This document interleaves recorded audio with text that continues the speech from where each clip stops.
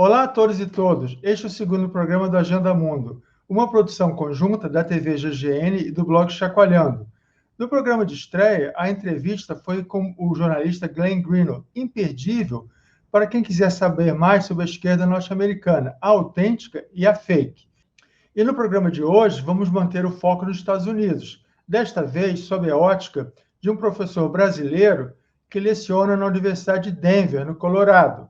O professor Rafael Sotioli se formou em Ciências Sociais na Universidade Federal do Rio Grande do Sul e fez seu doutorado na Universidade de Emory, nos Estados Unidos, no tema da globalização e multiculturalismo.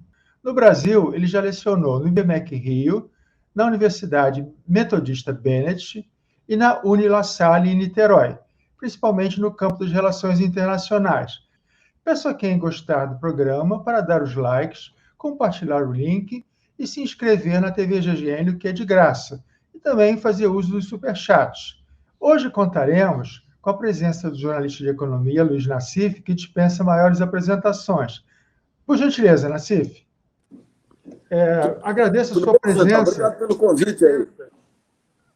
Agradeço muito a sua presença, principalmente porque hoje vamos tratar de temas que envolvem desenvolvimento social e econômico que você entende como poucos nesse país. Vamos, então, chamar o nosso entrevistado, o professor Rafael Iores. Olá, como vão todos? Professor, seja muito bem-vindo ao Agenda Mundo. Como eu sei que você dispensa formalidades, eu vou preferir chamá-lo de Rafael durante a nossa entrevista. E o Nassif também, claro, né? Não seja formal, vamos chamá-lo de todos de Rafael. Tudo bem? Perfeito. Você quer dizer algo antes da gente começar? Não, estamos aqui à disposição. Prazer imenso estar com vocês. Tá, agora, antes de tocar no ponto, no tema principal da nossa entrevista, eu queria saber um pouco mais, né, da sua experiência nos Estados Unidos como professor na Universidade de Denver. Principalmente, que você fizesse uma comparação de como é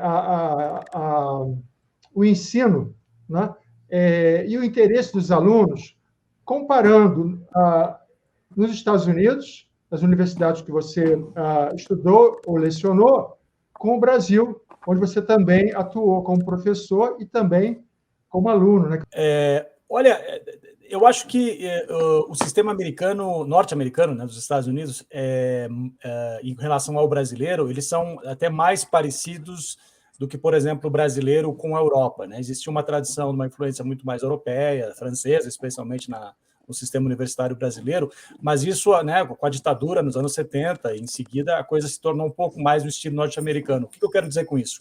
Aqui o professor, da mesma forma que no Brasil, ele tem que dar bastante aula, né, também tem que estar envolvido com pesquisa e com extensão universitária, né, um pouco os moldes brasileiros que existem também. É menos um pouco aquela questão mais da tutoria dos alunos, né, as grandes aulas, seminários, né, como existem na Europa. Então, eu acho que existem paralelos interessantes. Em relação aos interesses, claro, eu sou professor de História e Política Latino-Americana, então quem tende a pegar minhas aulas já tem um certo interesse nesse tipo de assunto, né? É uma estrutura departamental também parecida com a brasileira, né? Dependendo da disciplina que você seleciona. Eu acho que uma diferença importante seria que a área de História, né, que eu sou baseado no departamento de História aí, também na Escola de Estudos Internacionais, mas área de História, é muito geograficamente organizada. Então, por exemplo, eu sou um professor que fui contratado como um latino-americanista, né? Eu sou aqui para dar aula de América Latina. E é mais ou menos um pouco essa visão que vem lá da Guerra Fria, né, de estudar o mundo, né, como potência, como superpotência que pelo menos eram os Estados Unidos, né? Ainda é, claro, uma potência mundial, mas tem muito mais competitividade no mundo de hoje. Mas então, nesse pós-Segunda Guerra, ele tentou conhecer o mundo e criar esses especialistas em diferentes áreas do mundo numa base geográfica, né? Especialistas em Ásia, em África, em América Latina, e é onde eu e os latino-americanistas em geral se colocam aqui nesse país. Perfeito. Olha, Nassif, quando você quiser entrar para interromper com algum questionamento, você fala, tá certo? Fique à vontade, tá certo? Senão eu vou ficar falando sem parar, eu falo muito, hein? Então, vamos lá. Tá. Durante algum tempo, a América Latina foi visto como um fator de funcionamento, digamos, aí, do crescimento americano. Quando você tinha, depois do Newton, você tinha essa visão de que o novo New Deal seria a América Latina alavancando os Estados Unidos. Esse processo de ser parceiro de desenvolvimento diluiu muito nas últimas décadas. Como é que está a geopolítica americana em relação, por exemplo, à geopolítica chinesa hoje em dia? Sem dúvida, sem dúvida. A sua avaliação é absolutamente, enfim, partilho dela. Eu queria só, talvez, contextualizar um pouco mais. Quer dizer, a América Latina nunca foi uma área prioritária para a política externa norte-americana, né? Em alguns momentos excepcionais. Por exemplo, a questão do New Deal, onde a América Latina serviu mais ou menos como, exato, né, um laboratório para ajudar a alavancar a economia norte-americana nos anos 30 e já no final dos anos 30 e início dos anos 40, como uma região estratégica que era necessário ter ao seu lado, né, naquilo que se previa já seria a Segunda Guerra Mundial. E depois há algumas tentativas de não se aproximar, mas, enfim, de tomar conta, de manter a sua hegemonia na região, por exemplo, com a Aliança para o Progresso nos anos 60, né? E tem, então, algumas políticas tópicas que são criadas ao longo da história, mas, em geral, né, é sempre uma visão muito, no melhor das hipóteses, paternalista em relação à América Latina, né? E, se não, né, claramente imperialista, né, no sentido de ver a região como algo que a gente tem que manter a nossa hegemonia e podemos ter políticas que possam, né, aumentar o comércio e algumas políticas de ajuda externa, mas sempre uma visão muito hierárquica, onde a América Latina é entendida como, né, uma região não central da política externa norte-americana, que tendeu a ser, né, primeiro a Europa, depois na Guerra Fria, claro, né, a União Soviética e a Ásia também. Então a América Latina é sempre um pouco a reboque disso. E isso continua como hoje, né? Nos últimos 20 anos, a América Latina continuou tendo uma relação um papel muito pouco relevante, né? Eu costumo dizer que a América Latina é vista da fronteira, né? E com o Trump era vista de cima do muro, né? No sentido de que a América Latina é tomada, a fronteira representa... A América Latina é um problema porque é um problema fronteiriço, né? De onde vêm esses imigrantes que vêm dar problema aqui. Então, a gente tem que entender um pouco essa região para evitar que ela colapse, que haja um desastre maior do que situações pontuais que existam. E, claro, e aí tem alguns interesses econômicos em relação à região. É uma região que, claro, sempre teve uma relação importante de comércio com os Estados Unidos, mas, de novo, não é chave e, nos últimos tempos, voltou um pouco a um certo interesse por causa da presença maior da China. Então, hoje em dia, a América Latina se torna novamente uma região, né, de disputa em relação a uma outra potência que, nos olhos dos Estados Unidos, é exterior, né? A América Latina é tomada como a região natural dos Estados Unidos, né? E a China que estaria intervindo nesse processo e, portanto, chama um pouco a atenção maior do pessoal que decide aqui a política externa norte-americana, as elites políticas e econômicas, em relação à preocupação com a presença maior da China. Então, há não vou dizer um maior interesse, mas uma maior preocupação com o que está ocorrendo na América Latina nos últimos anos. Bom, então vamos retomar agora. O nosso formato de hoje vai ser o seguinte: a gente vai começar olhando o seu artigo, tá certo, que você publicou recentemente em julho, sobre o momento político atual dos Estados Unidos. E, em seguida, a gente aborda, então, o pacote do Biden, que está encontrando muita resistência, principalmente dos próprios democratas, pelo menos de 2 senadores do Partido Democrata, certo? Então, eu perguntaria primeiro, né, sobre o nome do seu artigo foi Os Estados Unidos na Encruzilhada, não é? A crise do sonho americano. E você faz menção, se associa a cisão política atual a um contexto que antecedeu a Guerra Civil no século XIX. Isso parece sugerir que você considera a possibilidade que o país possa ser tomado por distúrbios generalizados de tal monta que possam ter consequências imprevisíveis, mesmo que não tenham o alcance da ruptura que ocorreu no século XIX. Há 2 semanas, nós tivemos uma entrevista com o jornalista Glenn Greenwald, em que ele considera que o Partido Democrata produz uma fantasia sobre a existência de riscos graves à democracia, porque o partido não consegue atender aos anseios da população, com saúde, com educação, com condições de vida em geral. Então, aí eu pergunto a você se você concorda com essa visão do Glenn, de que a resiliência do modelo democrático norte-americano não permite que os alicerces sejam abalados do sistema político. Qual a sua opinião sobre isso? Mesmo que ocorram conflitos generalizados, a questão racial, a questão que pode dar origem a conflitos, tá? Ou questões assim. Perfeito. Bom, tem várias questões aí colocadas, né? Em primeiro lugar, assim, até poucos anos atrás era impensável, né, que houvesse a possibilidade de uma ruptura institucional, né, no sistema político democrático norte-americano, que é um sistema, que é uma estrutura política que evidentemente tem vários problemas estruturais, né, históricos, e também problemas mais, digamos assim, conjunturais, os que você você mencionou em relação aos partidos não atenderem às demandas, né, da população. Então, em primeiro lugar, chamar atenção isso. Quer dizer, primeiro, eu acho que existe uma crise institucional da democracia liberal que é global, né? Vários países ao redor do mundo estão enfrentando isso nos últimos anos. Isso também tem se aprofundado nos Estados Unidos. Então, dentro desse contexto, quer dizer, uma tradição bipartidária muito forte nesse país, né, sempre, na verdade, só existiram, não há uma restrição legal à existência de outros partidos, mas uma cultura política que se estrutura ao longo de dois grandes partidos, que, portanto, são duas grandes frentes, né, que tentam representar vários interesses dentro de cada partido. E o Partido Democrata, né, ao longo do século XX, se tornou um pouco mais o partido, digamos assim, da centro-esquerda, de certa maneira, né? As comparações sempre são um pouco limitadas, mas digamos assim, mas também tem várias posições ali dentro. Mas, claro, ao longo do século XX se tornou um pouco mais o veículo para atender demandas, né, da população em relação à inclusão sociopolítica, socioeconômica também.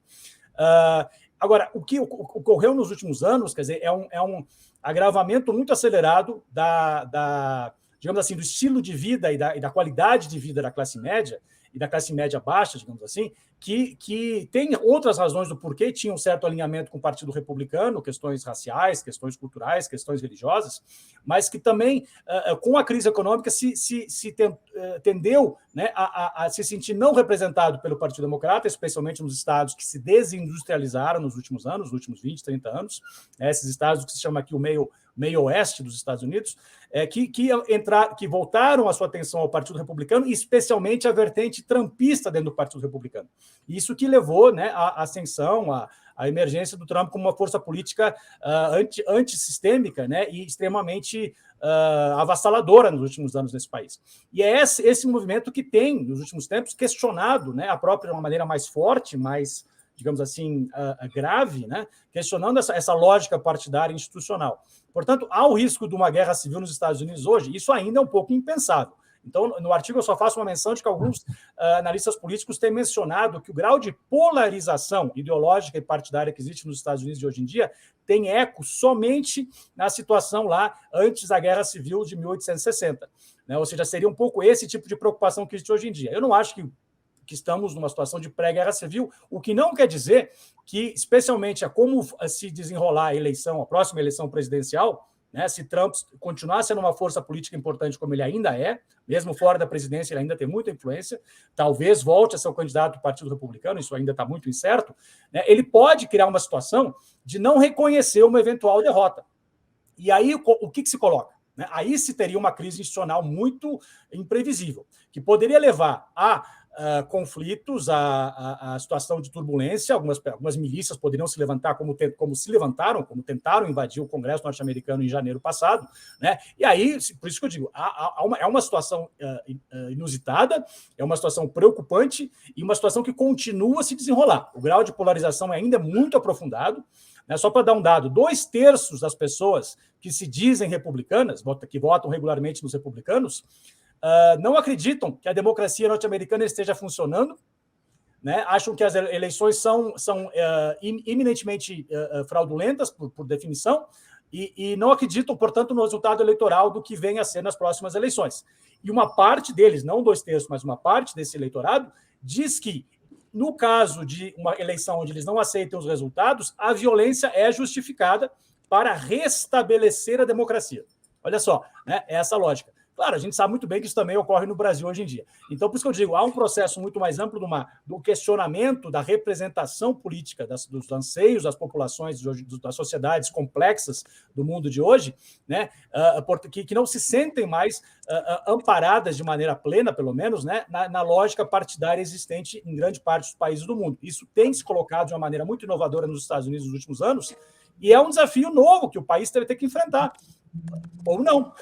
Vamos ver. Né? Só para fechar um pouquinho a questão do Glenn, se o Partido Democrata hoje em dia vai ser capaz ou não de responder aos anseios econômicos, né, de parte da população norte-americana que tem enfrentado um achatamento salarial, né, um custo de vida crescente em relação especialmente à educação e saúde, mas além de moradia também, nas grandes cidades, está em aberto. É possível que sim, eu acho que o Biden tem tentado acenar para isso, mas vamos ver se eles vão conseguir aprovar esse novo pacote, né, de ajuda, que seria um pouco mais ajuda no sentido de um estado de bem-estar social, ajuda na educação, na saúde, né, mas estão tendo enormes dificuldades e eu ainda não sei se vão conseguir aprovar. Então, eu queria que você... Perdão, Acif, gentileza. Não, eu queria entender esse fator. Você tem um modelo liberal excludente, saúde, educação, aí. Esse modelo não gera melhoria de vida. Você tem o problema do emprego. A população se insurge contra esse modelo e vai atrás de uma ultradireita que representa interesses empresariais. Como se explica esse paradoxo? Aqui no Brasil, você tem uma explicação simples, que é um defeito de informação e um excesso de ideologia. Essa mesma carência de informação padece os Estados Unidos? Sem dúvida. Eu acho que tem muitos paralelos em relação à situação brasileira e norte-americana, em especial no mundo de hoje. Né? O Brasil tem paralelos com, por exemplo, o Bolsonaro tem paralelos com o Orbán na Hungria, né, em outros lugares. Mas, fundamentalmente, o paralelo não só em relação aos dois personagens, né, Bolsonaro e Trump, mas em relação à situação do país, é claro, dadas as suas enormes diferenças. Né? Nós estamos tratando de países que têm muitas diferenças também, históricas e socioeconômicas hoje em dia. Mas existem muitos paralelos. Eu acho que grande parte do eleitorado mais conservador nesse país é um eleitorado menos educado, é um eleitorado que tem menos acesso a informações e tende a ser mais cético em relação a informações da ciência, né?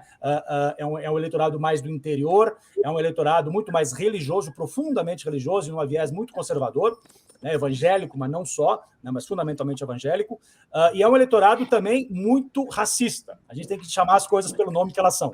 Né?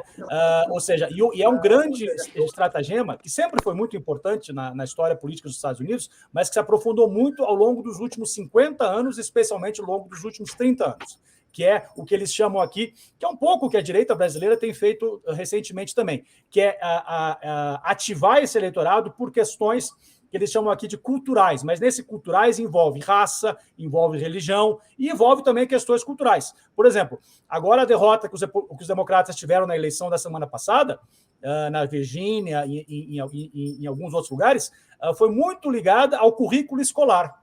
De novo, né, alguns ecos com o Brasil. E, na verdade, um assunto que não existe. Como não existia o kit gay, também não existia o que se acusava os democratas de estarem fazendo. Portanto, mas eles conseguiram ativar o seu próprio eleitorado dizendo a educação na mão dos democratas é uma educação que tenta punir os brancos nesse país, tenta fazer senti-los culpados pela escravidão, né? Portanto, é uma educação que está sendo ideologizada. E aí, grandes pais, né, especialmente nos subúrbios brancos das grandes cidades norte-americanas, esses estados chaves, especialmente o que se chama aqui o eleitorado fundamental que decide a eleição aqui, que é a mulher branca do subúrbio, que é muito moderada e pode tender a votar num candidato democrata moderado ou pode tender para um republicano, né? E é ativada por causa desse tipo de coisa, se sentindo ameaçada, ou ameaçada no sentido de que seus filhos vão ser doutrinados, ou ameaçada em relação a outras questões que envolvam a sua família, né, o seu bairro, que é o que o Trump tentou fazer também na eleição passada, que perdeu, mas que tentou ativar esse eleitorado, dizendo que os negros iam invadir os subúrbios. De novo, subúrbio, a gente tem que lembrar que subúrbio aqui significa os bairros de classe média ao redor das grandes cidades. Isso quer dizer subúrbio aqui.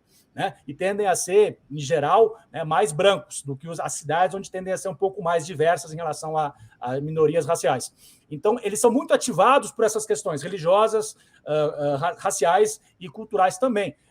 Portanto, é um pouco a questão, por que eles tendem a apoiar um partido que é grande parte favorável ao grande capital numa situação socioeconômica que está sendo precária para eles? Porque aí eles tendem a votar menos com o bolso e mais com o coração, digamos assim, né? São ativados por medos, por preconceitos, e isso é um padrão da política norte-americana já há um bom tempo, eu diria até os 50 anos, mas muito acelerado desde os anos 90 para cá. O Trump consegue capturar esse eleitorado de uma maneira muito, muito inteligente, perversa e inteligente, né, nos últimos tempos. E, de novo, eu acho que alguns desses padrões de ativação do eleitorado conservador, de novo, dadas as suas amplas diferenças, têm sido articulado por uma direita, extrema-direita, né?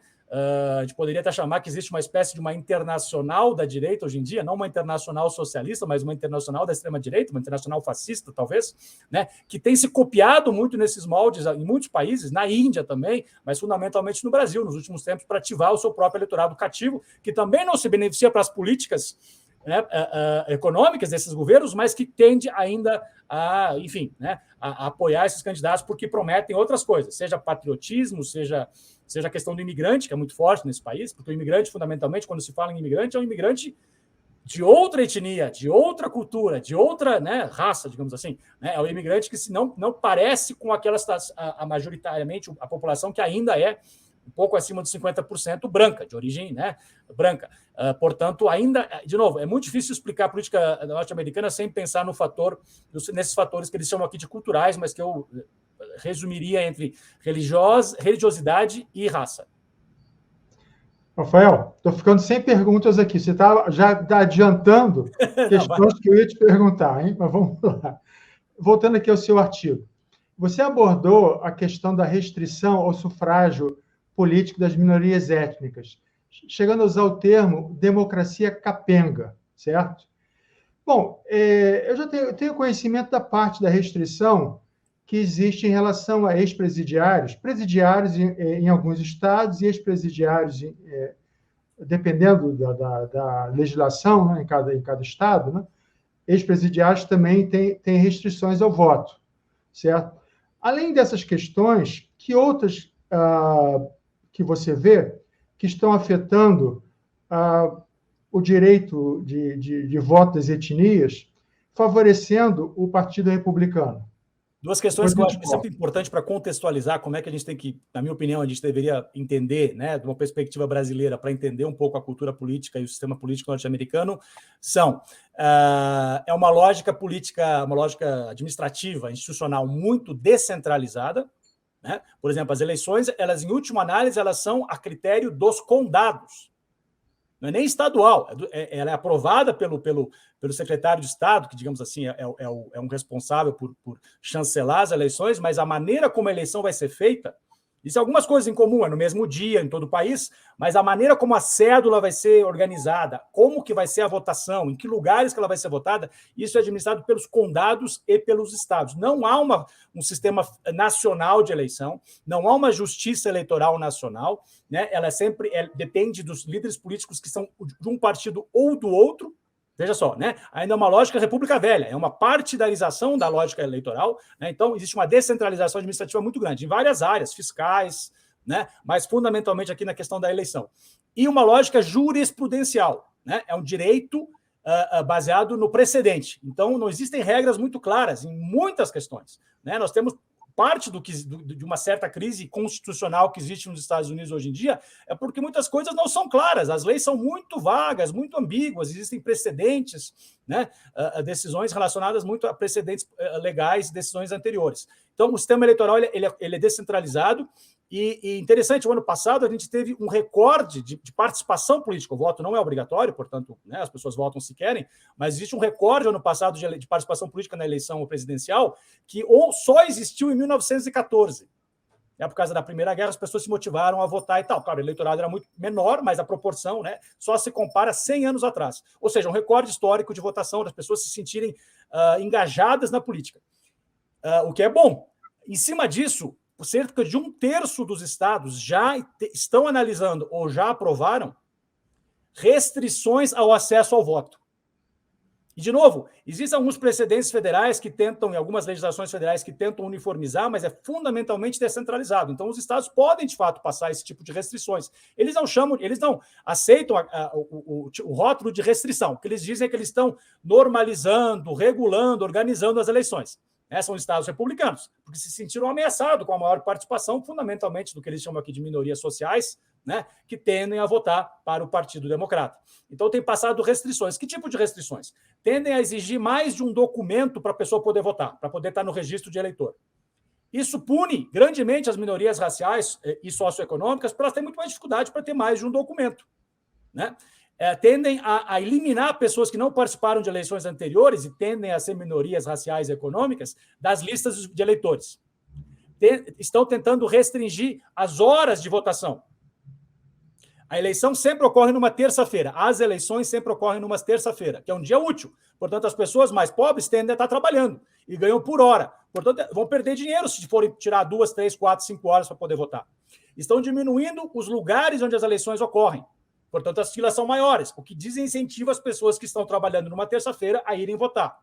Estão diminuindo as caixas onde você pode depositar a sua cédula. Se você recebe a cédula, em alguns estados você pode receber por correio e colocar numa caixa. Não existem mais essas caixas nesses estados republicanos que estão passando essas restrições nos bairros pobres. Portanto, a pessoa tem que dirigir longe para poder depositar numa caixa a sua cédula. Tende a punir também as minorias sociais, étnicas e socioeconômicas. Estão restringindo o voto pelo correio, que seria uma coisa, por exemplo, no meu estado, Colorado, vota pelo correio. Estão restringindo, tornando mais difícil o prazo, você tem que requisitar a cédula. Tudo se torna algo que dificulta o acesso ao voto de novo. Pune as minorias raciais e socioeconômicas. Tende a privilegiar quem? As pessoas mais velhas, que tendem a ser mais conservadoras, é o eleitorado-chave do Partido Conservador, né, Partido Republicano, que estão em casa, que conseguem requisitar a cédula com tempo, conseguem depositar facilmente no seu bairro, que tende a ser um pouco mais privilegiado. Portanto, isso está ocorrendo. Os democratas estão tentando reagir a isso, e tem um projeto de lei, inclusive que é em homenagem a um líder dos direitos civis, o John Lewis, que foi um parceiro do Martin Luther King, que chama a legislação de John Lewis Act, Voting Act, mas que os republicanos não estão deixando passar no Senado.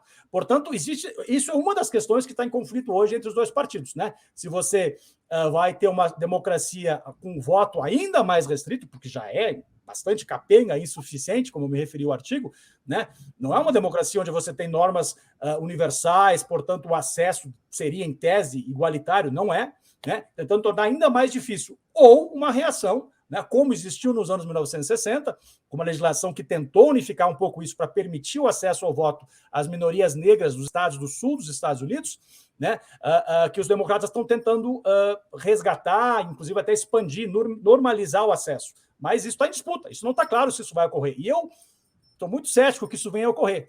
E a gente pode falar um pouco por quê, mas enfim. Tá certo. Não, acho que capenga foi um termo bem utilizado por você. Agora, e a questão do colégio eleitoral, né, que vem favorecendo a forma que ele é constituído, também favorece mais o Partido Republicano, e também o número de senadores que cada estado pode eleger, na forma atual, também vem favorecendo. É possível alguma alteração, no caso desse? O que seria necessário? Depende de uma reforma constitucional? A viabilidade para que isso possa ocorrer? Então, a Constituição norte-americana é entendida pelos enfim, os juristas, né, como uma das constituições mais rígidas do mundo, uma que requer um processo de alteração, de uma emenda constitucional, de uma alteração da Constituição, dos mais difíceis do mundo. Você precisa ter não só 2/3 de votos em ambas as casas federais, no Senado e na Câmara Federal, mas 2/3 das duas casas de cada estado. Cada estado aqui tem um Senado e uma Assembleia Legislativa. E você tem que ter 2/3 dessas casas também, né, chancelando uma mudança constitucional. Por isso que é muito difícil. Existiram pouquíssimas, né, emendas constitucionais ao longo da história norte-americana. Então, isso é muito difícil. E o Senado e o Colégio Eleitoral são preceitos constitucionais. Né? O Senado, claro, é fundado no primeiro artigo, né, que cria os poderes do governo norte-americano, chama-se, que ele chama aqui do primeiro artigo, né? O primeiro é o primeiro poder, porque o executivo é o segundo artigo.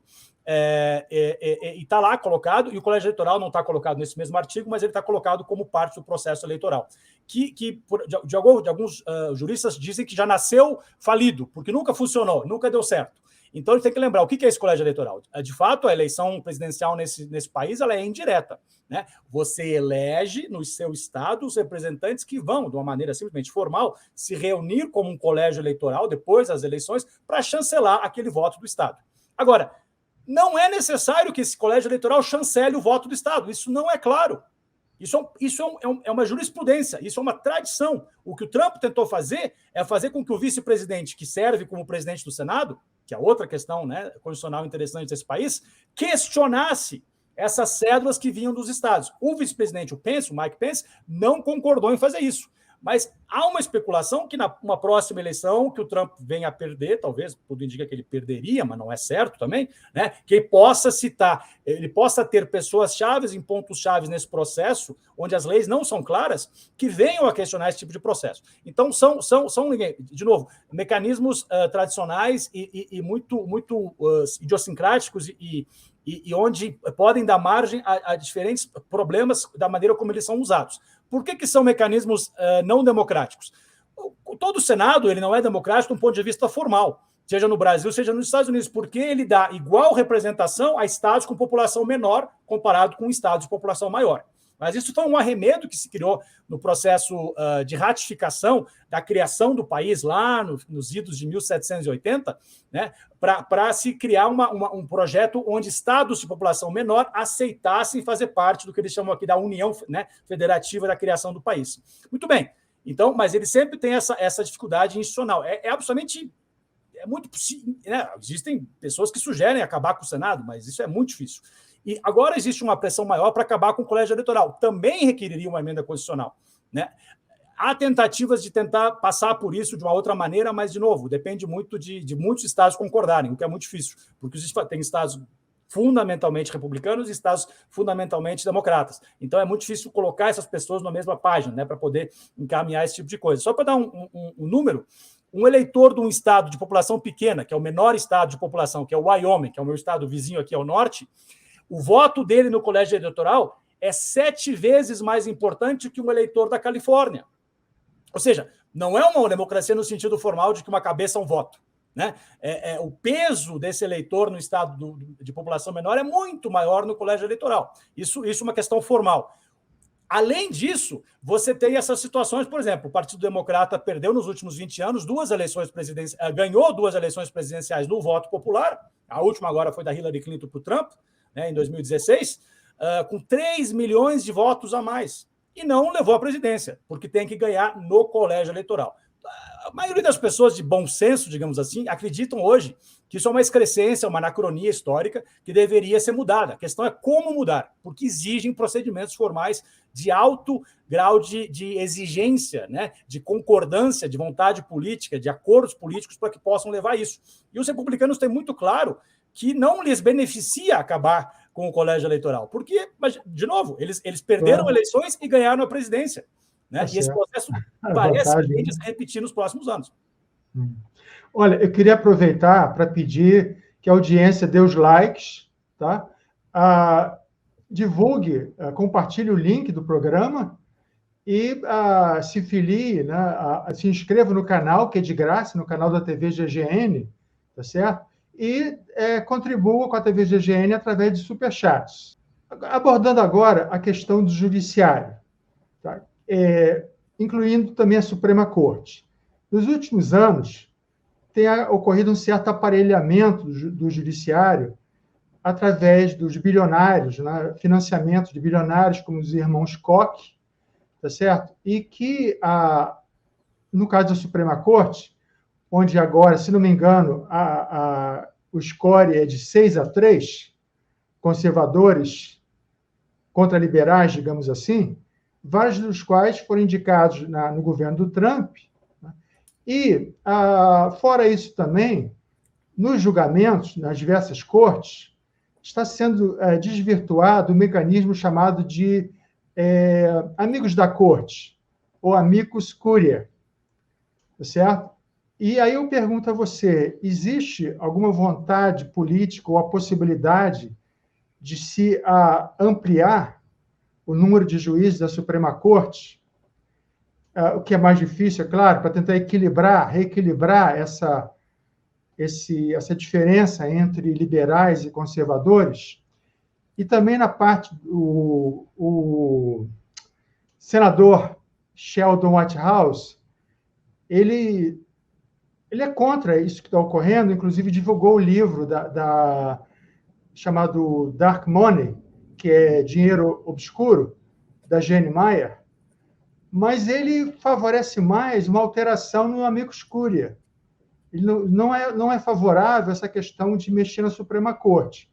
Como é que você vê atualmente o sentimento no país em relação a isso, dos ativistas ou de movimentos que queiram mudar essa situação?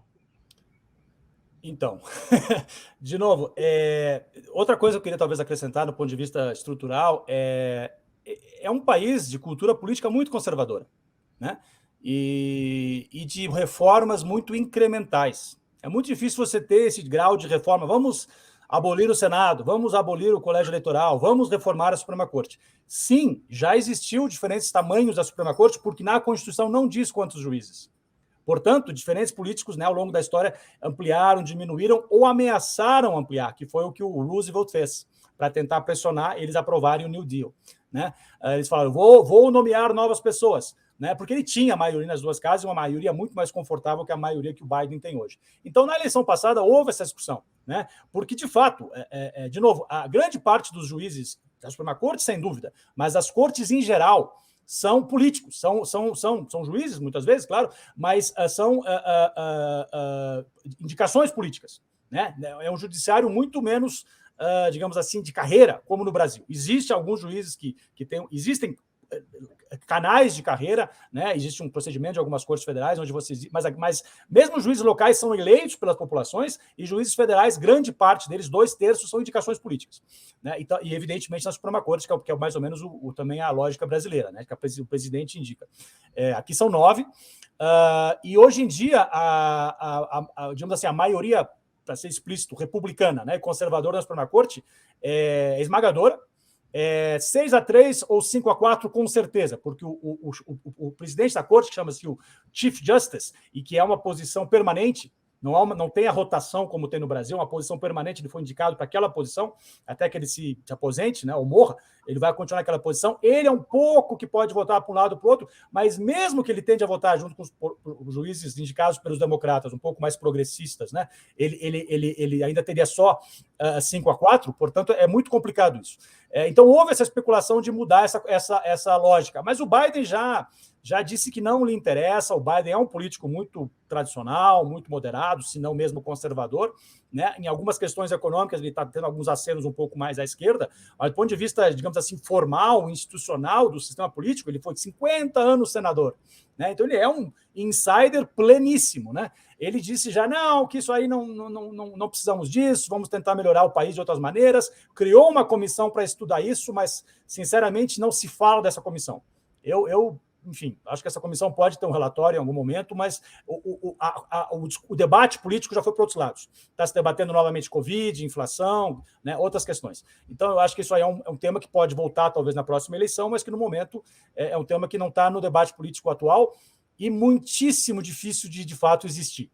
Por isso que esse senador que você mencionou e vários outros democratas, têm questionado essa questão do papel do dinheiro. De novo, uma outra questão diferente do Brasil. Aqui, contribuições eleitorais são absolutamente livres.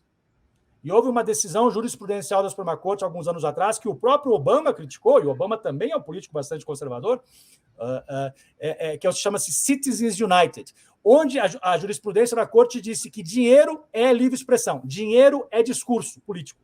Ou seja, você vota com o seu dinheiro. O que, evidentemente, é antidemocrático, porque você dá mais voto a quem tem mais dinheiro, né? Então é absolutamente aberto às doações, inclusive doações escusas. As eleições aqui é uma coisa nojenta, porque você não consegue ligar a televisão e não tem o que eles chamam aqui de anúncios sujos, onde um grupo se constitui como uma identidade da sociedade civil, não precisa dizer quem são, não precisa dizer de onde vêm os fundos para se constituir e pagam comerciais acusando o candidato que eles são contra, não beneficiando o seu candidato, acusando o outro candidato do que quiserem. Do que quiserem. Podem dizer que o cara roubou sem ser verdade e não tem nenhuma punição. É muito diferente do Brasil. Se mentiu, vai ter alguma consequência na Justiça Federal, na Justiça Eleitoral. Não, é livre expressão. Eu posso te chamar do que eu quiser, eu posso te chamar de ladrão, é livre expressão. Você vai ter que se defender, dizer que não. Quando você tem que se defender, você já perdeu a narrativa. Né? A reeleição do Bush, em 2004, foi contra o John Kerry, que é agora o czar aqui do ambiente do Biden, né? Que é um tradicional senador democrata. O John Kerry é o herói da Guerra do Vietnã. É uma pessoa que fez sua carreira política como herói da Guerra do Vietnã. Os anúncios, não do Bush, mas dos amigos do Bush, né, comerciais sujos, questionavam se o Kerry foi ao Vietnã. Contrataram atores para fingirem serem veteranos do Vietnã, onde diziam, eu estava lá e o John Kerry não estava. Olha o grau de insanidade. E o John Kerry perdeu. John Kerry perdeu, porque tirou, né, o grande trunfo que ele tinha de ser um herói do Vietnã, aquela coisa toda. Claro, o Bush também tinha um outro apelo, né, um pouco aquilo que a gente falou antes em relação ao eleitorado conservador do país. Mas, ou seja, é essa lógica eleitoral. Então, esse movimento dos senadores democratas hoje em dia é de tentar não limitar as contribuições, porque eles não podem, porque a jurisprudência permite. Ela é absolutamente livre. Existem algumas regulações de procedimentos, mas ela é livre no sentido das quantidades, desde que você consiga organizar, né, como a doação vai ser feita. Em síntese, ela é livre.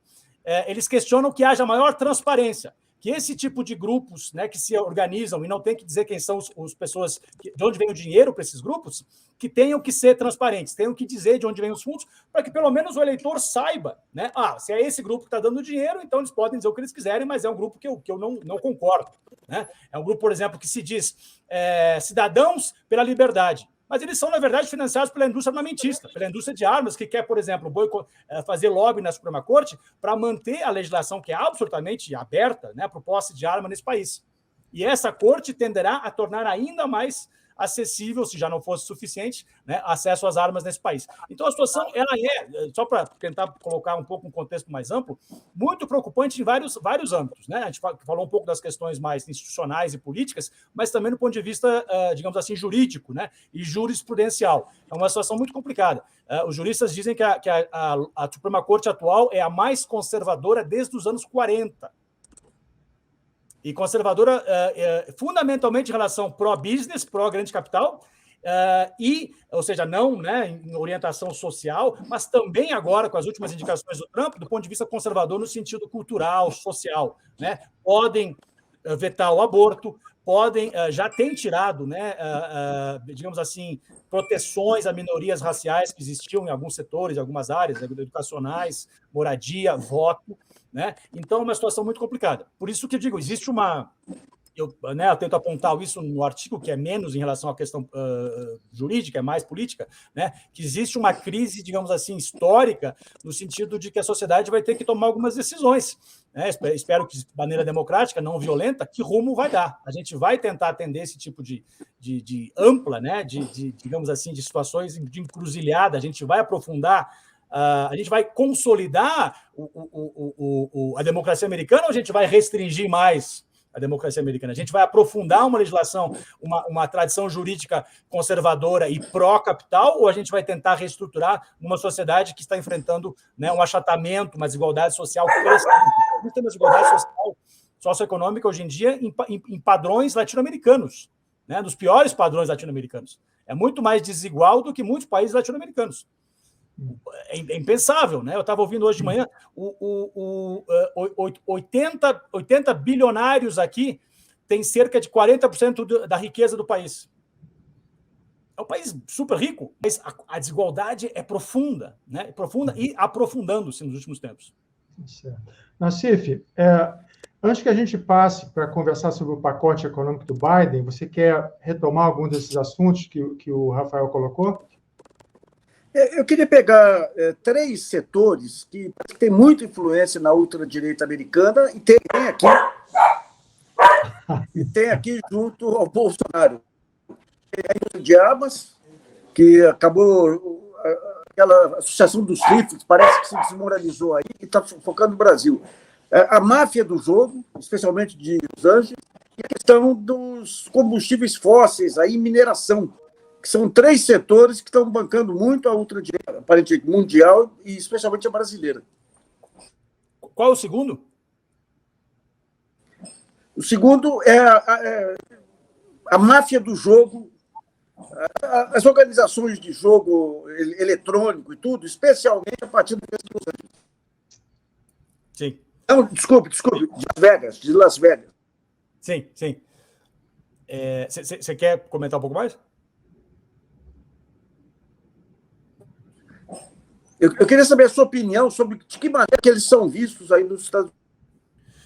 Então,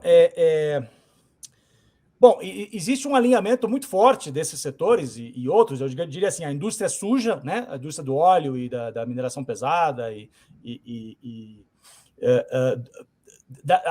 armamentista no sentido não armamentista dos mísseis, né? Mas armamentista das armas que as pessoas podem ter, né? Digamos assim, e isso já tem um alinhamento desses grupos com o Partido Republicano já há muito tempo, né? De novo, acho que nos últimos 50 anos e se aprofundando nos últimos 30 anos. A polarização se aprofundou muito desde o Bill Clinton, né?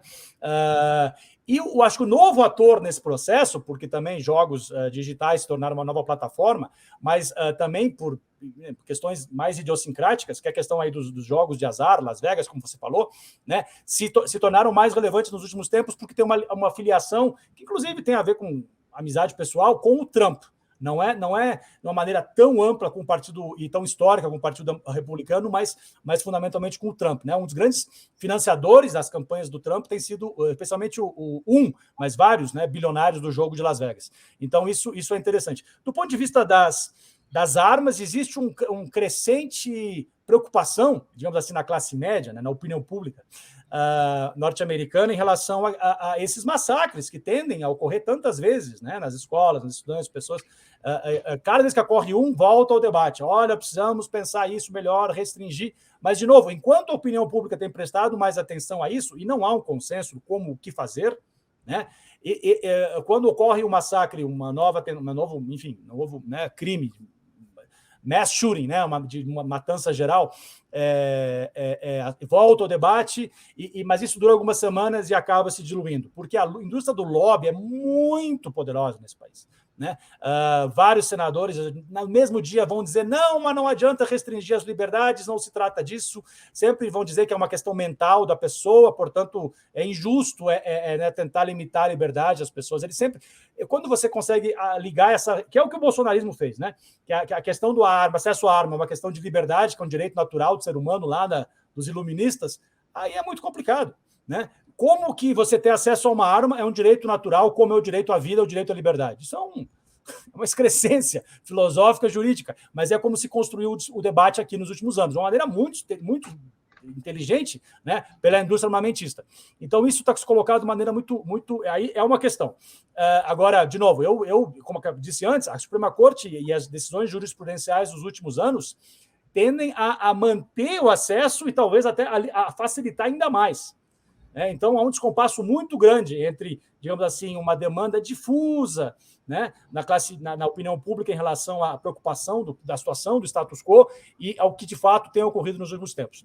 Em relação à indústria fóssil, à indústria suja, eu acho que aí talvez podamos ter mudanças, porque aí também já existe uma espécie de preocupação ou conscientização muito maior da opinião pública, né, de que, bom, a indústria fóssil tem um prazo de vida útil aí limitado nos próximos anos e que a gente tem que pensar em alternativas, né? Ainda muito essa lógica que o mercado vai resolver, né? É a Tesla que vai resolver a questão da indústria automobilística, né? É o mercado que vai resolver. Eu acho que esse é o grande, digamos, consenso que existe, mas pelo menos uma conscientização maior do problema. Agora, isso não garante nada, porque, de novo, a lógica política é tão descentralizada que nesse pacote, ambos pacotes, mas esse pacote que o Biden está tendo maior dificuldade de aprovar, onde teria 500 bilhões de dólares para a indústria, para a energia renovável, esse senador do estado da Virgínia Ocidental, Virgínia do Oeste, né, que é ligado fundamentalmente ao estado de maior produção de carvão do país, ele é fundamentalmente pago, embora ele seja democrata, ele é pago, financiado por essa indústria carvoeira. Né? E ele absolutamente ele senta em cima do negócio e diz: eu não vou votar por esse, entre outras questões do pacote, e, portanto, veta. Né? Na verdade, tem o poder de veto, porque a maioria, na verdade, não existe maioria, né? É 50-50, e o voto da Kamala Harris, a vice-presidente, poderia dar, né, a maioria para os democratas no Senado. E esse senador, Joe Manchin, já disse que isso ele não vai concordar. Porque, de novo, está financiado pela indústria carvoeira. Aí é a minha opinião, eu acho assim, bom, então eles deviam, por exemplo, dizer: a indústria carvoeira vai ter uma sobrevida, a gente vai permitir, né, para negociar com esse cara, para poder, né, trazer o voto dele. Claro que eles devem estar discutindo isso, mas eu digo, não se conseguiu resolver essa questão até hoje. Mas eu acho que aí talvez a gente possa ver algumas mudanças incrementais via mercado, né, com subsídio federal, que é o que o Biden está querendo fazer, né? Isso vai subsidiar a transformação, carros elétricos tornarem mais acessíveis, para as pessoas tenderem a comprar o próximo carro, um carro elétrico ou híbrido, né? A coisa vai um pouco por aí. Por aí a gente poderia também, no sentido da produção de energia para as casas, né? Tentar dar dinheiro para as indústrias substituírem a sua matriz energética, mas mesmo isso, que eu diria é algo muito moderado, não está claro o que vai acontecer. Enquanto os Estados Unidos estão lá pressionando ou participando da conferência da COP em Glasgow, dizendo que querem, né, fazer a sua parte, não está claro que vão conseguir passar as coisas no Congresso. E eles precisam passar no Congresso, porque senão não conseguem fazer. Tá, então vamos aqui, que você já me cortou mais uma pergunta que eu ia fazer, você já respondeu antes. Tá me podando como entrevistador. Não, porque o papo tá bom, não é a intenção. Então, vamos conversar agora sobre o pacote econômico trilionário, né, que o Biden tenta aprovar. O Reconstruir Melhor, o Build Back Better Act. Né? Originalmente, o pacote era no valor de 3,5 trilhões, não é isso? Sim. E agora já foi podado para 1,75 trilhões. Basicamente, pela ação desse senador Joe Manchin e a senadora Sinema. Bom, além disso, agora 1,5 trilhões, tem também o pacote de infraestrutura no valor de 1 trilhão, que esse é consenso dos dois partidos. Inclusive, parece que ele foi aprovado agora, na sexta-feira, e foram 1,2 trilhões. Foi um pouco mais, né? Exato. Mais 200 bilhões nesse pacote. Sim. Tá certo. Então, no caso aí vamos focar mais no Reconstruir Melhor, tá certo? E, bom, como você disse, basta, né, entre aspas, uma maioria. No caso, são 48 senadores democratas, 2 independentes e 50 republicanos. E o voto, em caso de empate, entra a Kamala Harris para decidir. Então, está tudo nas mãos da Sinema e do Joe Manchin. Uhum. Normalmente precisaria de uma supermaioria de 60 votos, mas parece que tem esse mecanismo chamado reconciliação, que evita obstruções e a necessidade da supermaioria de 60. Então, 50 já resolve, e aí, mesmo assim, é um pouquinho complicado, não é isso? Ok. Na CNN saiu um artigo com a proposta que seria agora de 1,9 trilhões, citando uma série de itens que o Biden quer aprovar, mas a soma não dá 1,75, não, dá 1,9 trilhões. Rapidamente, eu vou colocar, bem resumido, e quem quiser saber mais detalhes pode acessar no artigo que vai sair no blog Chacoalhando e também no GGN, onde eu vou colocar mais detalhadamente esses valores e a aplicação deles. E também um resumo dessa nossa entrevista de hoje. Então, 390 bilhões para cobrir custos com filhos de idade até 6 anos e com o jardim de infância. 194 bilhões para afastamento por doença ou licença família. 203 bilhões em deduções fiscais no imposto de renda. 150 bilhões em home care para idosos e pessoas com deficiência. 126 bilhões em subsídios para cobrir custos com o Obamacare. que tem um outro nome aí oficial, Obamacare, como esse plano de saúde é conhecido. 28 bilhões com despesas para audição, originalmente previa também visão e tratamento dentário, mas foi cortado nesse primeiro corte. 155 bilhões para moradias, 570 para mudança do clima. E aí, como você colocou, partes de painéis solares, veículos elétricos, energia eólica, 300 mil empregos em conservação. E o Joe Manchin se opõe a 150 bilhões para energia limpa. Né? Isso tem essa contradição exatamente, você colocou bem, com a Conferência do Clima. Né? Quer dizer, os Estados Unidos não vai fazer o dever de casa, aparentemente. São também 40 bilhões para subsídios, de $550 para 5 milhões de estudantes universitários. Estava prevista a gratuidade de 2 anos em colégios comunitários, mas foi cortado também do plano original. Foi aprovado, ou pelo menos está prevista a aprovação de alimentação para 9 milhões de crianças durante o ano escolar e compra de alimentos nas férias de verão. 100 bilhões para reforma do sistema de imigração. Aumento do limite da dedução de impostos. Interessante isso aí, né?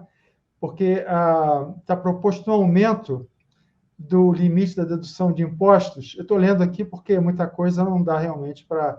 Preciso da minha colinha aqui. O professor também cola, quando é necessário. Então, se algum aluno meu estiver vendo, vai dizer, o professor Rosenthal está colando, tirava a nossa prova, mas ele está ali olhando do lado. Né? Então, aumento do limite da dedução de impostos estaduais e municipais de 10 mil para 80 mil dólares, o que vai beneficiar os ricos. Tá certo? Fundamentalmente, os ricos é que vão ganhar com essa dedução aí. Tá certo? Bom, dito tudo isso, eu teria poucas perguntas e eu gostaria que o Nassif até se colocasse mais nesse questionamento, mas eu queria perguntar se essa parte da saúde vai aplacar aquele movimento a favor do sistema único, o Medicare for All, ou ainda vão ficar pendências aí que o pessoal não vai ficar satisfeito com isso. Aí eu pergunto a vocês. Que era um movimento forte, o Medicare for All era uma coisa que o pessoal ia para as ruas. Sim. Teve aquela campanha do Jimmy Dore, né? Em relação a forçar a votação. Isso na outra entrevista com o Glenn, a gente tocou nesse assunto. Mas como fica isso? Vai resolver, vai ajudar ou só vai ser um paliativo? Então, primeiro, o Medicare é um programa para, como é que fala isso no Brasil? O pessoal da melhor idade, né? É o pessoal aí, que eles chamam aqui de senior, né? As pessoas mais avançadas. A partir de 65 anos você pode se inscrever nisso. É um sistema público federal. Existem 2 sistemas públicos federais, que é esse para pessoas mais velhas, né? Não cobre tudo. Não cobre tudo. Perdão, esse é o Medicare. Básica, né? Esse é o Medicare. Tem vários problemas. E um outro é, digamos assim, o pessoal mais pobre, o pessoal que quase não tem renda mesmo, tal, existe um Medicaid. E esses são programas que foram criados na época dos anos 60, né, pelo presidente Johnson, né, que foi o presidente que conseguiu passar mais reformas no sentido de criar, né, um estado de bem-estar social mínimo que existe nesse país. Então, se você indigente, basicamente, né? Muito pobre, abaixo do mínimo salarial que existe no país. Existem milhões de pessoas nessa faixa, claro.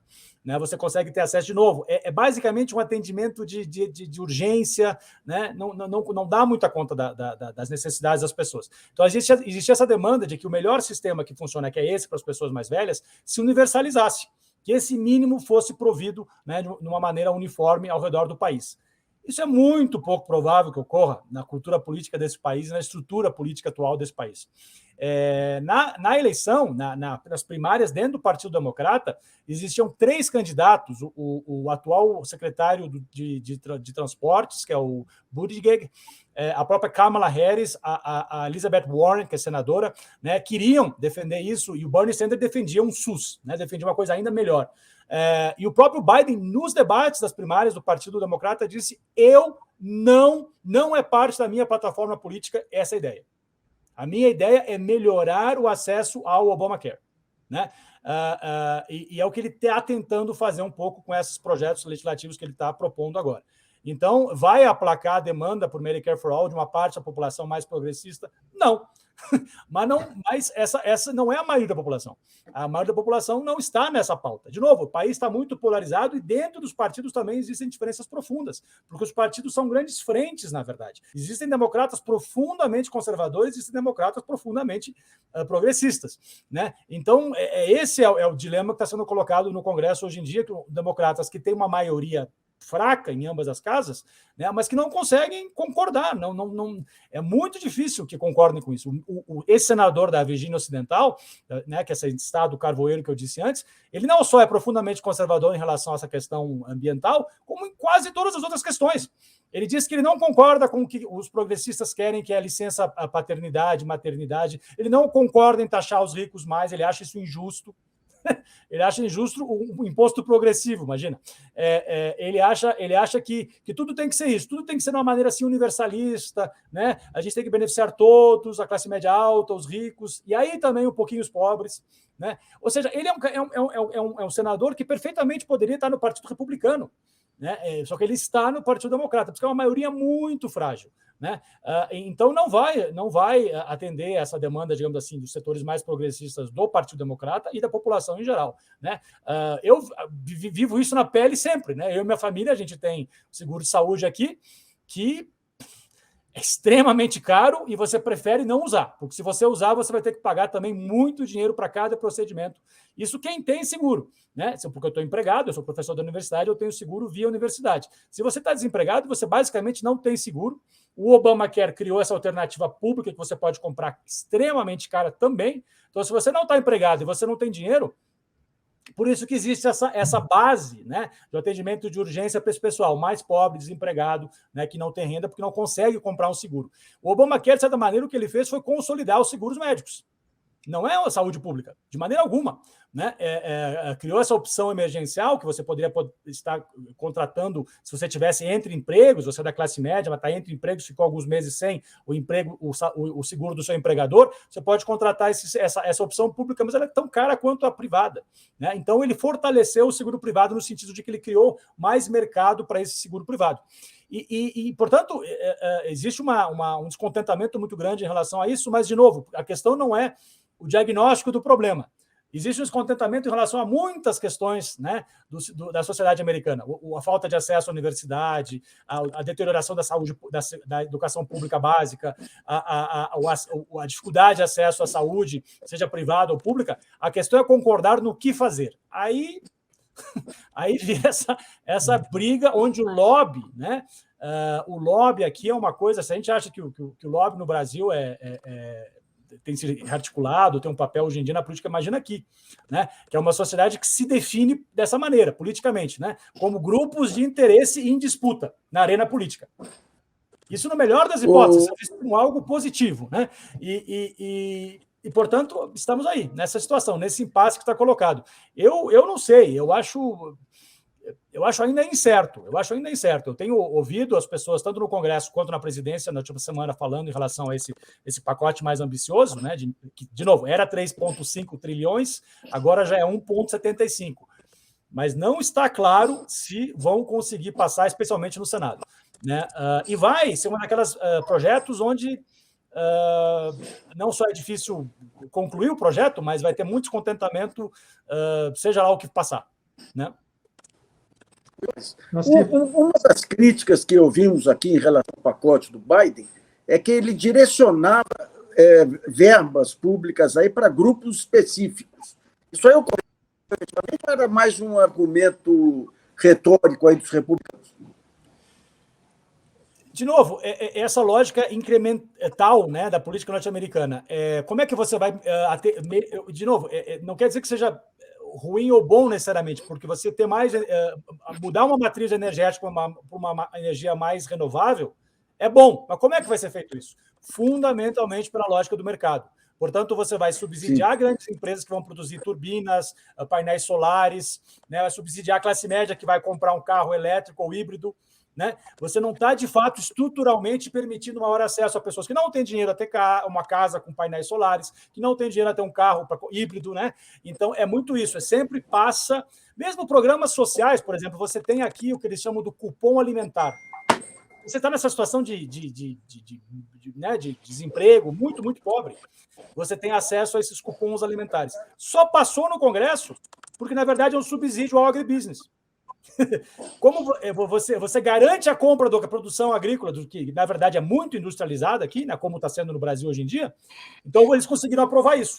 E por isso que o alimento básico que essas pessoas mais pobres tendem a comer também é extremamente açucarado, é extremamente à base de milho, porque é o lobby da indústria, da agroindústria também. Então, é isso. Quer dizer, as coisas só passam no Congresso norte-americano, historicamente, fora com algumas exceções, os direitos civis, o New Deal, né?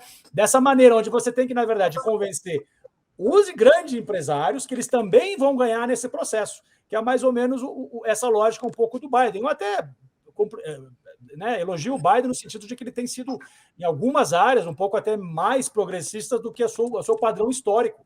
O Biden, como senador, foi um senador muito conservador. Inclusive, ele teve que pedir desculpa de algumas questões que ele fez na eleição nas minorias étnicas, especialmente afro-americanas.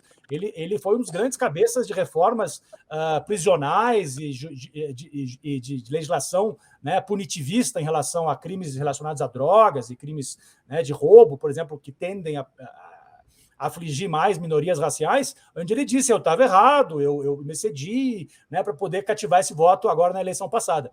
E ele está propondo algumas coisas que iriam beneficiar mais esses grupos agora. Por exemplo, né, essa assistência a ter acesso à creche, à pré-escola, a saúde em casa, talvez ao acesso ao seguro-saúde, né?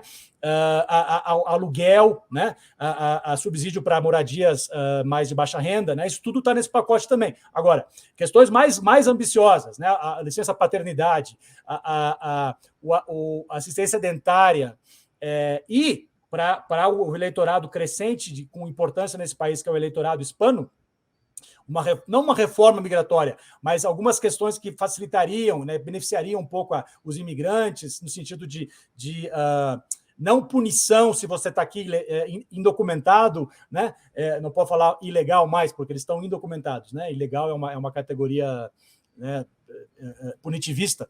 Então, isso está no pacote, mas isso provavelmente, mesmo que o Manchin, que já disse que é contra, para variar, concordasse, provavelmente não seria aceito passar no Senado, porque esse processo de reconciliação, viu, Rubem, ele exige que sejam questões orçamentárias. Não pode haver um item na legislação que passe por esse processo, que não requer a maioria qualificada, só maioria simples no Senado, um item que não seja orçamentário. Os democratas estão argumentando que é orçamentário porque são recursos para atender melhor o imigrante. Mas isso tem que passar pela aprovação da burocracia do Senado. Existe o parlamentarista, que chama aqui, que é a pessoa que tem que decidir a natureza do projeto de lei. E ele já, anteriormente, ano passado, disse que temas não orçamentários ele não aprova ser incluídos para a legislação que vai para voto. Portanto, isso também está incerto. Tanto que na primeira versão foi tirado, e agora os democratas conseguiram recolocar semana passada. Vamos ver. Essa live está se estendendo aí, está muito boa, né?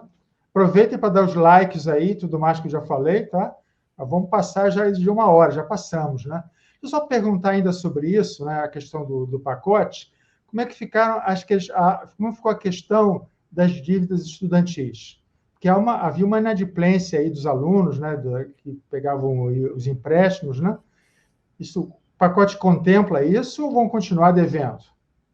Como é que está essa situação, Rafael? É uma boa pergunta. Eu não acredito que tenha de uma maneira significativa nesse pacote essa linha.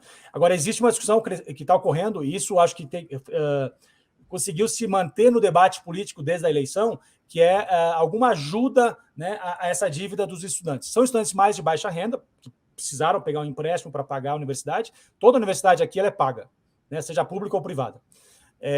Então, são pessoas que têm mais dificuldade de pagar, são pessoas de mais baixa renda, que tendem a tomar esses empréstimos, né? E são empréstimos muito draconianos, com termos muito draconianos. Então, existem milhões de pessoas, acho que são 30 milhões de pessoas que têm empréstimos de 50, 100 mil dólares, 200 mil dólares, talvez, né? E com juros maiores que juros, inclusive, interessantemente, às vezes maiores que de mercado, porque eles são fixos, e muitas vezes se fixa num patamar alto, o juro do mercado pode até cair e você está pagando acima. Então, existem projetos de renegociar, com uma certa perdão da dívida, existe o projeto, claro, né, ideias mais progressistas, o pessoal mais progressista no partido de anistia, de deixar isso para lá. Isso é muito difícil que passe, muito difícil que passe. O Biden disse que ele concorda em ver uma questão de um certo perdão, de renegociar, de melhorar os juros e tal, mas é uma demanda, de novo, grande, porque afeta várias pessoas ao redor do país, mas não há um lobby muito organizado, né? Não tem uma associação dos estudantes endividados do país que tem um lobby muito claro, né? Então, um pouco difusa. E nesse país, se você tem uma demanda difusa, se você não se articula de uma maneira muito assertiva, né? Inclusive, mais ou menos criando um grupo, uma associação e com expertise e tal, é muito difícil você conseguir. E, claro, e com dinheiro, tem que arrecadar fundos para poder funcionar, né? É muito difícil que você consiga efetivar, mas, de novo, eu acho que tem se mantido no debate. Não nas últimas semanas, porque, enfim, né, a gente está falando mais de inflação, de Covid e desses pacotes atuais. Mas é uma questão que ainda está em aberto. Tá, deixa eu então agora dar uma olhada de onde vem o dinheiro para bancar o pacote do Biden, né? Rapidamente também. 15%, imposto de 15% no lucro das empresas, lucro declarado aos acionistas. Isso aí deveria trazer 814 bilhões, segundo as estimativas. Tudo de dólar, né? Em dólar. Imposto das grandes fortunas, que é uma sobretaxa. Isso aí é bom para a gente ver aqui o que aplicar no Brasil também, né, Nassif? Se vai passar aqui alguma coisa assim desse tipo. Imposto nas grandes fortunas, sobretaxa de 5% para quem ganha acima de 10 milhões de dólares e mais 3% em cima disso para quem ganha acima de 25 milhões, esperando arrecadar 640 bilhões nesse item. Pagamento de impostos devidos, 400 bilhões estimados. Tem uma negociação aí com o serviço de saúde, do serviço de saúde com a indústria farmacêutica, que eu não vou entrar em detalhes. Também repassar para consumidores de medicamentos as vantagens financeiras concedidas pelos fabricantes a farmácias seguradoras. Uma economia de 250 bilhões, eu não entendi esse valor aí, 250 bilhões nesse item. Né? Algum de vocês dois gostaria de comentar sobre isso? Nassif, Rafael? Essa parte aí não é minha área, também, Rafael. Para vocês. Viu, Rafael? Conquistar essa discussão sobre a capacidade de ação do governo, a nova teoria monetária aí, em que pé que está junto à academia e ao mercado, espaço para o governo poder emitir. Em relação à emissão, Bom, desde do período do Obama, né, fizeram o tal do quantitative easing, né, ou seja, uma política muito mais, eles chamam aqui de liberal, né, mais frouxa, né, de produção de dinheiro, né, para poder ativar a economia na crise de 2008 e tal. A partir daí se tem feito isso muito. O presidente do Banco Central aqui, que é o chairman, né, do Federal Reserve, Powell, agora, o Jerome Powell, que está terminando o mandato dele, talvez o Biden né, indique ele ou não está claro. Ele disse que o Banco Central está começando a considerar, né, a tentar diminuir isso, já estão começando a diminuir, e isso já tinha sido dito anteriormente também, inclusive pelo seu antecessor. E quando foi dito isso, que eles estavam começando a considerar isso, houve uma crise no mercado, né? A bolsa caiu no dia seguinte e ele teve que retratar. Ele teve que dizer, não, isso no futuro, estamos analisando, não é bem assim. Então, eu assisti um documentário sobre isso a semana passada, onde estão chamando a chantagem do mercado, né? O mercado chantageando muito a ideia de fazer isso. Por isso que eu acho que o atual presidente do Banco Central está tentando ser muito cauteloso, dando sinais mais graduais de que há necessidade de fazer isso, até porque eu acho que o contexto é outro, de tentar pensar isso hoje, porque a inflação está crescendo de uma maneira muito rápida aqui. Né? Então, ele consegue pautar um pouco por isso, no sentido, não talvez em relação ao mercado, que talvez vai reagir de maneira negativa, como sempre, né? Na sua chantagem constante, mas em relação ao apoio político, né? Apoio político congressual. De novo, essas agências todas elas têm que sempre responder, em algum grau, né, ao Congresso. O Congresso norte-americano ele tem muito mais oversight, tem muito mais, digamos assim, monitoramento das agências governamentais do Executivo aqui. Eles têm que aprovar a indicação de cada ministro, eles têm que aprovar a indicação de muitos mais cargos do que no Brasil, né, e tem muito mais uma espécie de supervisão dessas agências. Claro, não é uma supervisão no sentido de que impeçam, né, de maneira categórica certas questões, mas é uma pressão, né, eles podem, porque, última análise, o fundo de todo o governo vem do Congresso, né, o financiamento. Então, eles têm essa capacidade. Então, essa é uma conversa que tem, digamos assim, se tornado um pouco mais... se escuta mais, né, em relação à preocupação a isso, de que a necessidade de se repensar isso, mas eu acho que não há um consenso, não, viu, Nassif? Porque tem pessoas que já estão alertando por uma bolha do mercado financeiro, uma bolha imobiliária, né?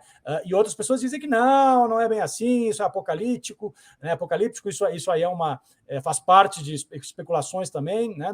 Questões especulativas, e que as coisas estão indo bem. Agora, de novo, com a Covid houve uma recessão profunda ano passado, né? Profunda, mas que foi rapidamente, de certa maneira, melhorada, né, com os estímulos que foram aprovados o ano passado. Só para lembrar, viu, Rubem, o ano passado se aprovou 3,5 trilhões com o Trump na presidência, né, para resgatar a economia. Agora, o Biden também, já só no Biden, nesse ano, já estamos próximos disso, né, a depender de se aprovar esse pacote aí que eles chamam da infraestrutura social. Né? Eles chamam a infraestrutura que foi aprovada semana passada, 1,2, o hardware, né? A infraestrutura básica, portos, encanamentos, estradas, ferrovia, e essa seria a infraestrutura humana, né? De novo, acesso à creche, essas questões que você leu. Então, é uma questão mais social, mais humana, mas isso está muito pouco claro. E só para dizer, essa questão do aumento de imposto nos ricos é uma área onde esses dois senadores conservadores do Partido Democrata têm muitas restrições. Muitas restrições. Então, podemos fazer uma nova live depois, se passar ou não, para avaliar. Com certeza faremos, sim. Olha, da minha parte, eu teria uma última pergunta, depois eu vejo se o Nassif quer retomar, mas, na verdade, assim, eu vejo que nos Estados Unidos se usa muito essa classificação em relação a políticos, né? Liberal, conservador, progressista, o que mais? Tem mais uma que eu estou esquecendo. Aqui no Brasil, a gente não usa tanto isso, né? Mas esquerda, direita, centro-direita. Bom, como é que você classifica? Ou você pega o Joe Manchin, ele está aparecendo em alguns veículos da imprensa como moderado. Ele não me parece ser uma pessoa moderada, né? Aí eu pergunto a você, como é que você classifica, de acordo com a nossa classificação, o Biden? Você coloca ele como centro-direita ou direita? Duas questões, assim. De novo, é uma cultura política muito conservadora, né? Muitos partidos... Nos últimos anos, no Brasil, houve uma crise partidária e de realinhamento ideológico muito forte, né? Então, hoje em dia, não está muito claro. Mas, digamos assim, aquilo que se considerava o padrão histórico do PSDB, que seria um partido de centro-esquerda, aqui nos Estados Unidos seria um radical de esquerda. Né? Aqui, o que se chama do Partido Democrata seria um partido de centro-direita no Brasil. Né? Então, é uma cultura política muito mais conservadora. É difícil generalizar, e eu estou fazendo uma generalização, a gente não deve fazer isso, mas só para te colocar. E o que se chama de liberal aqui, historicamente, é o que seria um mais progressista no Brasil. Né? O que é diferente do contexto latino-americano e no Brasil, onde, com o neoliberalismo, o neoliberal é o representante de agendas da direita, né, histórica, empresarial e tal. Então, é um pouco confuso muitas vezes. Agora, como o liberal se tornou, dentro do Partido Democrata, que muitas pessoas chamam do Partido Liberal, no sentido de mais progressista, muito moderado, existe uma ala progressista dentro do Partido Democrata, que aí são os verdadeiros progressistas, né, que são pessoas que, de fato, querem um estado de bem-estar social, né, querem restrições ao acesso às armas, querem melhorias da questões históricas da injustiça relacionada a temas de gênero e racial, né, nesse país. De novo, é a minoria dentro do Partido Democrata e é a minoria no país como um todo, digamos assim, em termos da opinião pública. Mas, claro, tem se tornado mais presente, mais influente nos últimos anos, de novo, por questões estruturais, né, da sociedade norte-americana política e econômicas. O Biden, ele é um senador... de novo, quase 50 anos, acho que 47 anos como senador, né, muito moderado, nos padrões norte-americanos, que seria basicamente um moderado conservador no Brasil. Né? Como eu disse, ele teve papel-chave em legislações de reformas neoliberais nos anos 90, como senador durante o período do Clinton. Né? Ou seja, não deveria ser a agenda do partido de centro-esquerda daqui, né? Mas foi. O próprio Bill Clinton foi também, né? E também outras questões, por exemplo, essas questões de reformas prisionais, que acabaram sendo muito punitivistas, né? Com minorias raciais, especialmente minorias afro-americanas. Então, de uma tradição muito, muito conservadora, mas, de novo, aqui as pessoas vão chamar de moderado no sentido de que, porque ele é do Partido Democrata, ele seria um centrista moderado e tal. Ele parece que, interessantemente, contraintuitivamente, né, ao se tornar mais velho, se tornou um pouco mais atento a algumas dessas questões um pouco mais que seriam, né, da centro-esquerda, né, essas preocupações mais sociais e tal, mas vamos ver o que ele consegue fazer. Né? Hoje em dia, ele é um presidente que está à esquerda desse senador Manchin, né, da Virgínia Ocidental. Ele está, pelo menos, acenando de que ele quer apoiar mais programas sociais e pensar em algumas questões mais da agenda um pouco mais à esquerda dentro do Partido Democrata. Mas ele não é, de maneira alguma, um progressista dentro do Partido Democrata ou da sociedade norte-americana. Como eu disse, ele é um institucionalista. Ele acredita que, embora existam problemas hoje, a gente não pode pensar nessas coisas malucas de não ter o colégio eleitoral, de reestruturar a Suprema Corte. Isso são coisas que ele muito... quase que impossível que ele fosse colocar o seu capital político, né, para apoiar esse tipo de agenda, se viesse, né, a se tornar importante dentro do próprio Partido Democrata. E de novo, eu queria, talvez, a título de conclusão aqui, dizer o seguinte: a gente deveria ser um pouco cauteloso em se animar um pouco, né, com, digamos assim, o progressivismo do Biden, porque ele ganhou do Trump com uma agenda, assim, bem mais progressistas, né, do que a agenda histórica dos democratas desde os anos 90. A agenda que elegeu o Biden no ano passado, ela era muito mais, digamos assim, pró um estado de bem-estar social e preocupada com questões raciais, culturais, mais à esquerda, do que a agenda do Obama, do que a agenda, certamente, do Bill Clinton. Isso é verdade. Mas a sociedade americana, que acabou dando voto para ele, né, um voto histórico, a maior eleição de um presidente na história dos Estados Unidos, 73 milhões de votos, os democratas entenderam isso como um mandato para tentar implementar essa agenda. E esse eleitorado está muito mais difuso. O eleitorado, se você pensar por esse ângulo, tem se demonstrado agora, já um ano da eleição, um pouco mais cauteloso. E algumas pessoas sendo entrevistadas recentemente, para tentar entender o que houve nessa eleição da semana passada, têm dito o seguinte: a gente nunca deu mandato para você fazer isso, a gente deu mandato para você tirar o Trump. A gente queria tirar o Trump, porque a gente estava saturado com o discurso tão à direita e enlouquecido, ensandecido, né, anti-institucional do Trump. O que a gente queria era normalidade. A gente queria voltar a um padrão normal da política norte-americana, que é centrista, que é moderada, que é talvez até mesmo conservadora, né, como eu já disse algumas vezes. Então, é nesse equilíbrio que o Biden vai ter que encaminhar o próximo ano da sua presidência. Porque se eles perderem o Senado e a maioria na Câmara no ano que vem, aí a presidência dele vai ficar muito difícil fazer qualquer dessas questões mais estruturais. Então, ele tem mais ou menos aí 6 meses, 10 meses para tentar encaminhar um pouco mais essas questões, mas com muita cautela. E esse debate, que é um debate que está sendo colocado de maneira mais ampla na sociedade, se a gente quer, de fato, o Partido Democrata mais à esquerda ou mais ao centro, também está sendo feito dentro do Partido Democrata. Né? Essa eleição da semana passada, onde os democratas perderam, deu gás, né, para o Joe Manchin, esses conservadores do Partido Democrata, dizerem: está vendo? Vocês estão tentando ir muito rápido nas coisas. O eleitorado não está querendo isso. Nós precisamos ser mais cautelosos, mais incrementais. Claro, o pessoal mais progressista dentro do Partido Democrata está dizendo o contrário. Dizendo: como a gente não entregou a nossa agenda, as pessoas estão frustradas. Então, eles mandaram um sinal elegendo os republicanos. Eu gostaria de acreditar que é isso, mas eu tendo a concordar com o Joe Manchin. Mas, de novo, isso depende muito do Estado, né? E, portanto, não é uma questão universal, mas em alguns estados chaves, e que são chaves para poder dar uma eleição presidencial para qualquer um dos candidatos, né?